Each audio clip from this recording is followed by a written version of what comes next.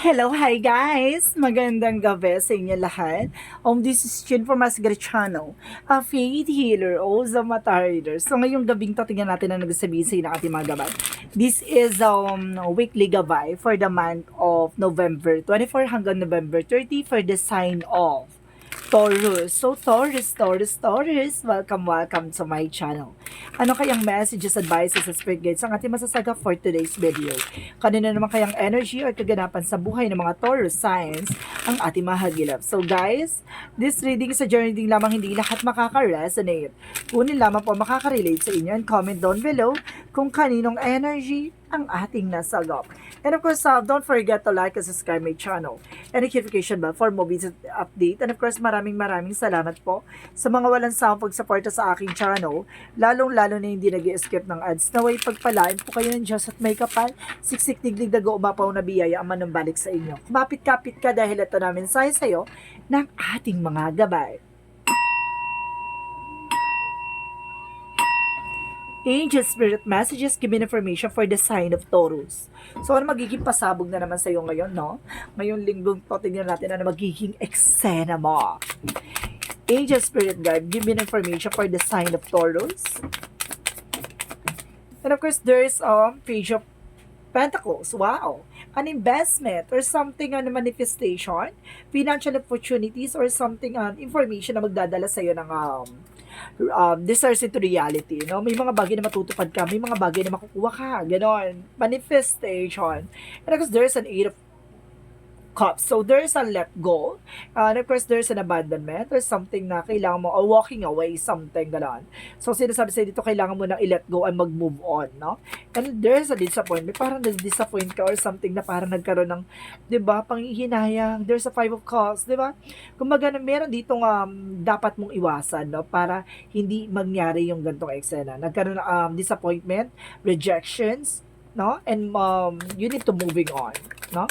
And there's a Knight of Cups. There's an offer, no? It's an offer by creativity or romance. And of course, magbibigay sa ito ng opportunities and proposal, ganon. And of course, there's an information by the Eight of Swords. So, there's an information na kumbaga kailangan mo nang umalis sa isang situation. Kumbaga, nasa maraming blockages or negativity around you na kailangan mo nang ma-release, no? Mag-cleansing ka, guys. And because there is a King of Swords, kumbaga sinasabi dito, there's a being wise, no? This time, maging matalino ka na. And because head over heart, gamitin mo yung utak mo. So, let's see what is the Page of Pentacles. So, there's a Nine of Pentacles. So, there's a blossoming abundance. So, ibig sabihin dito, mukhang magkakaroon ka ng reward effort, something financial independence, or something financial stability na magdadala sa iyo ng manifestation, no? Kumaga, yayabong at lalakas ang negosyo o trabaho mo, no? Mukhang magkakaroon ka ng recognition or something na promotions. And of course, there's a Five of Swords, no? There's a self-sabotage. Mag-ingat ka, ha? Kaya sinasabi dito, abandonment, kumaga, na-abandon na ako, and of course, matuto ka na sa nangyari sa'yo from the past na kailangan mo na mag-let go and kumbaga umalis sa situation. This is the conflict, no? Kumbaga, pag alam mong komplikado na at alam mong alanganin na, umalis ka na. Kasi baka mas lalo siyang mag-trigger at mas lalong lumawak, no? Let's see what is the Five of Cups. And because there's a Three of Wands. So, waiting for a result or waiting for a ship. May mga bagay na inaantay ka, no? Kumbaga, nagdala sa ito ng rejections or something, no? And because there's a sinasabi na progress, no? May mga bagay na unti-unti na kumbaga, nahihilom yung mga bagay na nangyari from the past. And of course, there's magkadala to sa'yo ng expansion and ng overseas opportunities. Baka some of you inaantay mo makapag-ibang bansa ka, no? Kumbaga, this is the moment na kailangan mo muna mag-cleansing. Kailangan mo muna pakawalan yung mga negativities. Kasi there's a lot of blockages around you. So, kailangan mo talaga ng, kumbaga, mag-cleansing para nang sa ganon, mawala yung mga humaharang, no? Sa pagtupad ng pangarap mo. And of course, there's Ace of Pentacles. There's a big money and big opportunities coming up for you. There's an abundance coming in. And of course, manifestation and opportunities, new career or financial opportunities. Or there's new venture or something new material offer or new house, new big shots or big money. So let's see what is the Eight of Swords. And of course, there's a Six of, see, I told you, there's a lot of blockages na may dulot ng iyong family. There's a toxic family, toxic friend, toxic ex, no? There's an ex na hindi pa rin nakaka-move on. And of course, there's a Knight of Swords. There's a success driven. So, magtatagumpay ka, no? So, let's see what is the Page of Pentacles and the Eight of Pentacles. So, there's a Hermit card. There's a soul searching. Kumbaga, magkakaroon ka ng soul enlightenment dito about sa spirituality. Kumbaga, kumbaga, habang tumatagal, mas lalong lumiliwanag at lumilinaw sa'yo about sa spiritual, no? Na there's something wrong na gumawa sa'yo ng hindi maganda. So, let's see what is the Eight of Swords. Eight of Cups, and of course the Five of Swords. And of course, there's a Seven of Swords. See? There's a sneakiness. There's a cheating, lying on you. See? Kumbaga, nagkaroon ng sabotage dito. Kaya maging maingat ka, ha? Kasi, kumbaga, nagkaroon ng self-sabotage. Kumbaga, nagsabotahe mo yung sarili mo. Imbis na natulungan mo yung sarili mo, ang ending, kumbaga, inabuso kanila at, kumbaga, naging abusado sila. At the same time, there's a Seven of Swords against, kumbaga, nagkaroon ng cheating and lying sa'yo. Kumbaga, niloko kanila, nagsinungaling sila, kumbaga, tinraidor kanila, sa madaling salita. And of course, what is the Five of Cups and the Three of Wands? So there's the King of Pentacles. So there's some practicality and security about sa finances. Kaya ngayon maging practical ka na, maging secure ka na sa pera mo, sa paghihirap mo, no?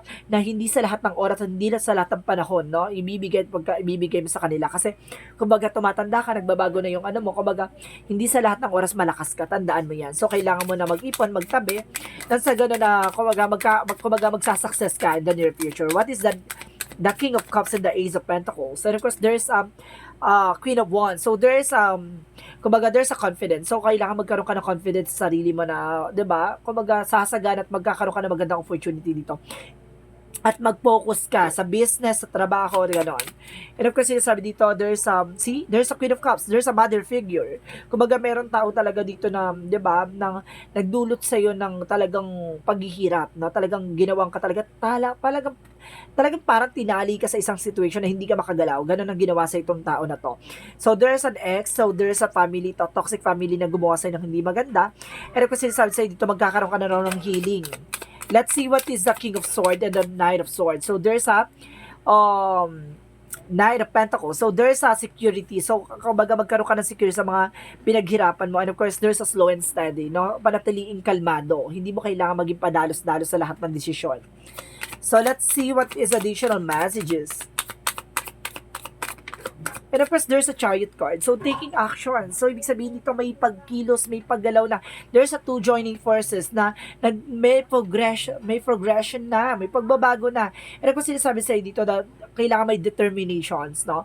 Kailangan lakasan mo yung loob mo, lakasan mo yung, kumbaga, magkaroon ka ng paninindigan sa sarili mo, magkaroon ka ng control, either directions, no? Let's see what is additional messages. And of course, there is an Ace of Cups. There's a new offer or romance, no? May bagong pag-ibig.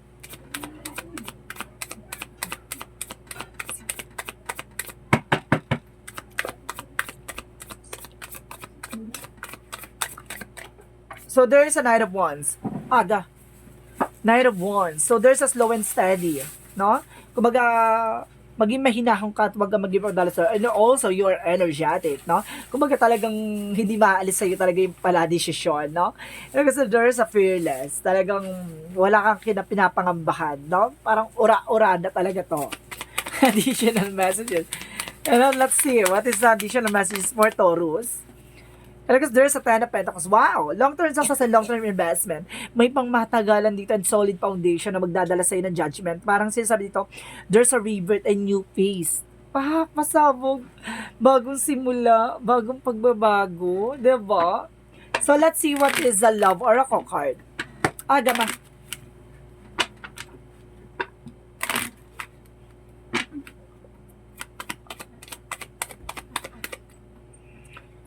Heartbroken. So, see, sabi sa iyo there's a feeling lost. So, some of you talaga, na hindi pa makabubon tong ex mo. And of course, there's an ascending. Kumbaga, magkakaroon ka ng abundance, no? At sinasabi dito, there's a new peace, no? And of course, there's a butterfly, a transformation, and healing from the healing from the past, no? Talagang pagagalingin yung sugat ng nakaraan mo. No? Parang unti-unti ka nang humihilom, no? So, let's see what is the yin and yang oracle card. Yung pinagkaitan ka ng pagkabata mo, parang hirap na hirap ka, parang akala mo hindi mo na mararanasan yung buhay na, di ba, kung ano man ang meron ka. Parang sinasabi dito, there's a new phase and healing for the inner child. See? So, let's see what is the yin and yang oracle card.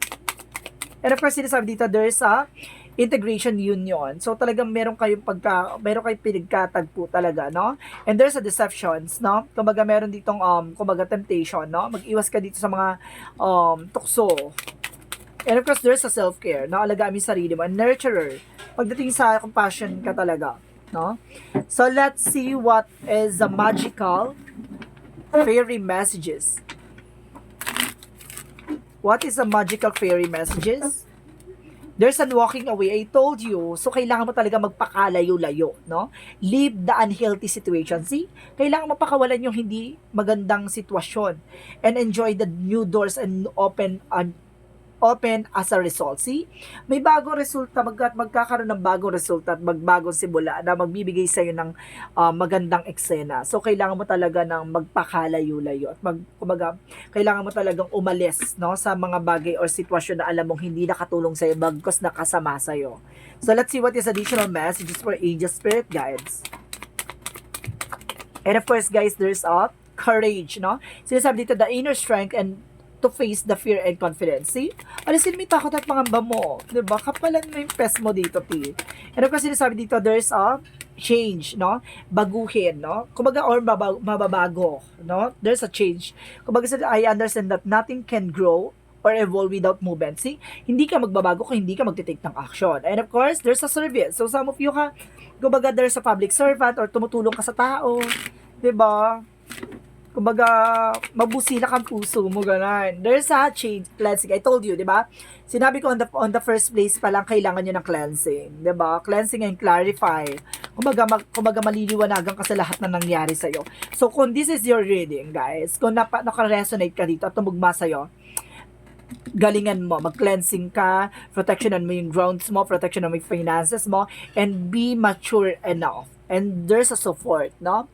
Kumbaga sinusuportahan ka ng ating angel spirit and there's a goddess inside. Marami sa yung pasilip or marami sa yung mga bagay na ipapakita or pangitain. Or, di ba? There's a premonition. So, let's see what is the Monsology. What is the Monsology? What is the Monsology? Be bold and make the first move. So, see, kailangan mong, kumbaga sinasabi dito na this is the moment na kumbaga kailangan mong kumilos, no? Ikaw yung maggagawa ng actions. Let's see what is Archangel Michael messages for you. And favorable outcome. At this time, papabor na sa'yo ang kalalabasan ng eksena. Diba? So, sinasabi na sa'yo naman. And detach from the situation. See, kailangan mo nang pakawalan yung sitwasyon. Yung nagdulot sa'yo ng talagang, diba? Labis na hinanakit at talagang parang bangungot ng nakaraan. And financial constraint. So, some of you kumbaga, nagkakaroon ka ng financial constraint dito or something na, kumbaga, problema about sa finances. So, sinasabi na kailangan maging secure ka pagdating sa pera. And of course, there's a patient, no? Kumbaga, may mga bagay na darating on the right time, on the right place. There's a time to heal and time for progress and time will come. Parang ganon. So, let's see what is the chakra. What is the chakra?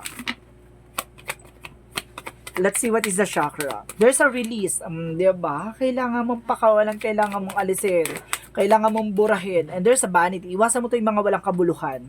No? Yung mga walang kabuluhan bagay, lalo-lalo yung, alam mo, hindi magkakaroon ng growth and expansion. Yung mga bagay na, alam mong gastos lang, alam mo yung, diba, makakasira sa mga pagtupad sa pangarap mo, iwasan mo yan. And of course, guys, there's instinct. Makinig ka sa intuitions mo. Kapag may panaginip ka, kung may mga pumapasok sa isip mo or something, makinig ka doon. So, meron tayong angel's answer, guys, mamaya. Kumbaga, agapan na kita, guys. Meron tayong angel's answer. So, kung may mga question kayo regarding sa kung ano gusto nyo tanungin, mag-ready na kayo. Kasi meron tayong question dito na ang magiging kasagutan ay nandito. The angel's answer. So, waiting tayo dyan.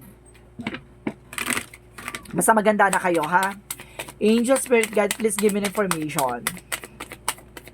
And there's a creative expression. So, ibig sabihin dito, kumbaga magkakaroon ka, kumbaga yung gusto ng puso mo or gusto mong gawin, no? Gawin mo. Kasi, kumbaga, dun may ilalabas yung totoong ikaw eh. And talk to your angels, no? Kumbaga, kausapin mo yung mga gabay mo, no? Nang sa ganun, malaman mo ang kasagutan sa lahat ng katanungan, even yung mga bagay na makakatulong sa'yo. So, let's see what is the additional messages. And of course, there's a messenger. See? There is a balance and there's an information na binibigyan ka ng mensahe ng ating angel spirit na kailangan mong kumbaga malaman, no? Yung mga bagay-bagay na nangyari sa iyo na patuloy na, 'di ba? Ginagawang katrayduran sa iyo. So let's see what is the romance angels. What is the romance angels? What is the romance angel? So, there's a separation. So, some of you kumbaga nagkaroon ng separation or something paghihiwalay, or some of you or kailangan mo ng humiwalay, no? Humiwalay sa situation, lalo-lalo na sa mga toxicities, no? Meron ditong, kumbaga hindi porket separation sa asawa, no? Meron separation sa magulang, sa pamilya, na kailangan mo ng bumukod. So, let's see what is Archangel Raphael. Detoxification. See? Kailangan mo maglinis, kumbaga kumbaga sa katawan mo, no? Kumbaga kailangan mo alisin yung mga toxins, ganon, detoxifications. So sinasabi sa'yo dito na there's a lot of chemicals na kailangan mo nang alisin sa katawan mo. So let's see what is a Jesus loving quotes. So kailangan mo ng herbal dito na makatulong sa'yo, herbal ang parang ang kasagutan dito herbal. And of course, for your health, ha? And of course, so sinasabi ni Jesus, let not your heart be troubled, neither let be afraid. Pwede ka matakot, no? Huwag mong hayaan yung puso mo yung maguluhan. No, yung puso mo yung magbigay ng information sa'yo kung ano yung mga dapat mong gawin. So, this is the angel's answer, no? So, kung may mga question na kayo, i-ready nyo na. So, bibilang ako ng 3, kailangan meron kayong naisip na question. Okay.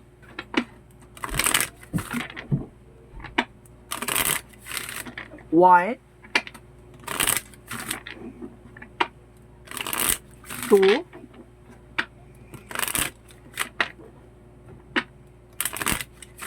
3. So, handa na ba kayo? So, ito na nga. Angel's answer, give me information. Ano kayo magiging kasagutan? My God. Listen to your intuition. See? Makinig ka. Kaya pala there's a talk to your angels. So, kailangan mo makinig sa intuitions mo. May mga, ayun yung sinasabi ko, di ba? May mga bagay or signs na synchronicities na hinatid sa'yo ng ating angel spirit. Pero ini-ignore mo. So, ito yung sinasabi na kailangan mo mag-pay attention. So, let's see what is additional messages. And of course, sinasabi dito, there's a romance. So, pagdating sa meron ditong, di ba, may ibabalik ang kilig. And of course, there's an helpful people. May taong tutulong sa'yo. Or may mga taong kailangan mong tulungan. No? So, let's see what is the angel's number.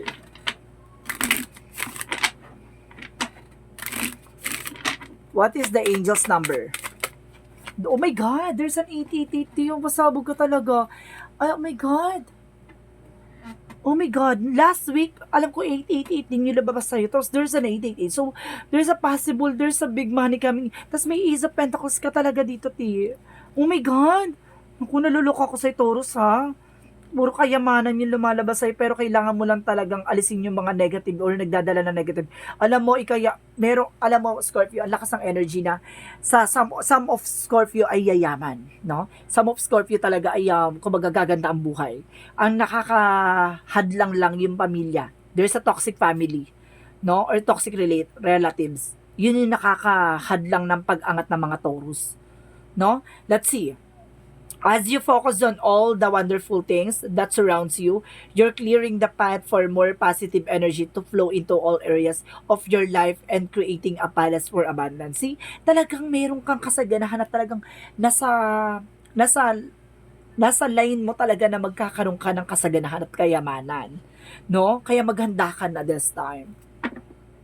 So, let's see what is additional messages for angel spirit.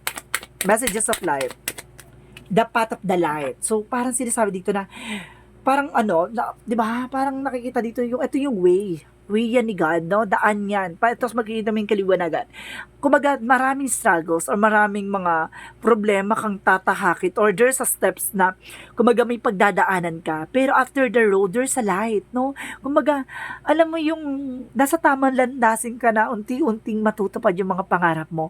Kahit na alam mong down na down ka, ang daming problema, ang daming pagsubok, pinagkaitan ka ng mga, 'di ba, ng kaligayahan ng pagkabata mo, pero suddenly unti-unti mo na natutupad yung pangarap mo ngayon. Alam mo guys, ang lakas ng energy dito na may nakalaang bukas talaga na bibigyan ka ng bonggang-bonggang masaganang buhay. Ang lakas ng energy. So basahin na natin. Life places the perfect people and situation on my path to help and advance on my journey of my inner growth. I possess the courage I need to progress despite an infinite depth of obstacles I might meet. I study my experiences seeking the wisdom we have on offer. In this way, I improve from day to day. Today, I choose to grow in faith. I am confident that at the end of the road, I will join in the light. See? Kumbaga naniniwala ka na, kumbaga kung para sa'yo.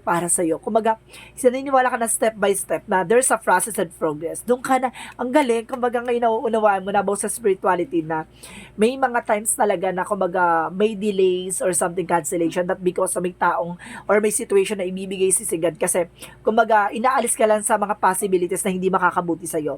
Bagkos inilalagay ka sa mga mas magagandang eksena kasi kumbaga deserve mong maging masaya, deserve mong maging maligaya, deserve mong makuha yung mga bagay na gusto mong makuha. Kasi sa dami mong pinagdaanan, kumbaga ang daming hirap at kumbaga pighating pinagdaanan mo, handa na ipagkaloob na sa'yo ng langit ang bagay na to at bagay na talagang hinahangad-hangad mo. So this is a weekly gabay for the month of November 24 hanggang November 30 for the sign of Taurus. This reading is a general reading lamang, hindi lahat makaka-resonate. Kunin lamang po makaka-relate sa inyo and comment down below kung kaninong energy ang ating nasagap. Maraming salamat po sa mga walang sawang pagsuporta sa aking channel. Lalong-lalo na hindi nag-skip ng ads, naway pagpalain po kayo ng Diyos at may kapal siksik diglig dago umapaw ang biyayang manumbalik sa inyo. Maraming salamat po and see you in the next video. Bye-bye and babush!